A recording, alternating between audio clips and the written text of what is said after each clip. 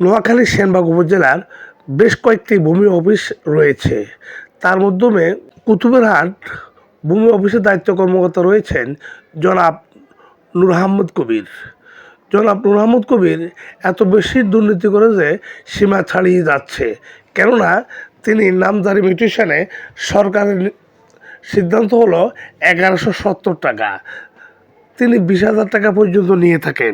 এবং খাজনা ইসলামী তো যদি 500 টাকা, খাজনা ইসলামী 2,000 টাকা, 1,000 টাকা খাজনা ইসলামী, 3,000 টাকা, 4,000 টাকা, 5,000 টাকা, এভাবে বিভিন্ন অঙ্কে অর্থ আত্মসাৎ করে থাকেন। মানুষ জিম্মি হয়ে টাকা না দিয়েও পারছে না।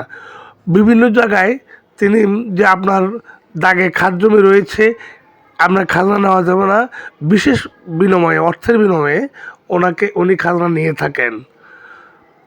এবং তিনি নথির যে জমিগুলো, যা বাংলাদেশ সরকার বাহাদুর 90-95-তে বন্দোবস্ত দিয়েছিলেন, উক্ত জমিগুলো যখন বিক্রি করা হয় তখন বাংলাদেশ সরকার বাহাদুর 99 বছরের যে শর্ত ভঙ্গ করা হয়। উক্ত শর্ত ভঙ্গকারী জমিগুলা উনি জেলা প্রশাসককে অবগত না করে বা এডিসি রেভিনিউ মহোদয়কে অবগত না করে তিনি নিজে খাজনা নিয়ে থাকেন, যাহা সম্পূর্ণ ভূমি আইন পরিপন্থী।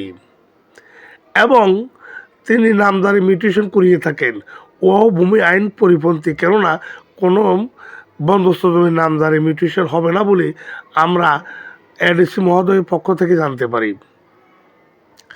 এ বিষয়ে ওনার সাথে আলাপকালে তিনি সাংবাদিককে অর্থের বিনিময়ে ম্যানেজ করতে বারবার চেষ্টা করেন, তা ভিডিও ফুটেজ দেওয়া হলো। আমি আশা করি যে সেনবাগ উপজেলার ভূমি অফিসকে কলঙ্কমুক্ত করার জন্য বাংলাদেশ সরকার বাহাদুর সশস্ত্র থাকবেন, ভূমি কর্তৃপক্ষ সশস্ত্র থাকবেন এবং জনাব আহমদ কবিরের জিম্মি দশা থেকে সাধারণ ভূমি মালিকদেরকে মুক্ত করবেন। আমি মোহাম্মদ দেলোয়ার হোসেন কামাল, মানব সমাজ টিভি, সেনবাগ, নোয়াখালী।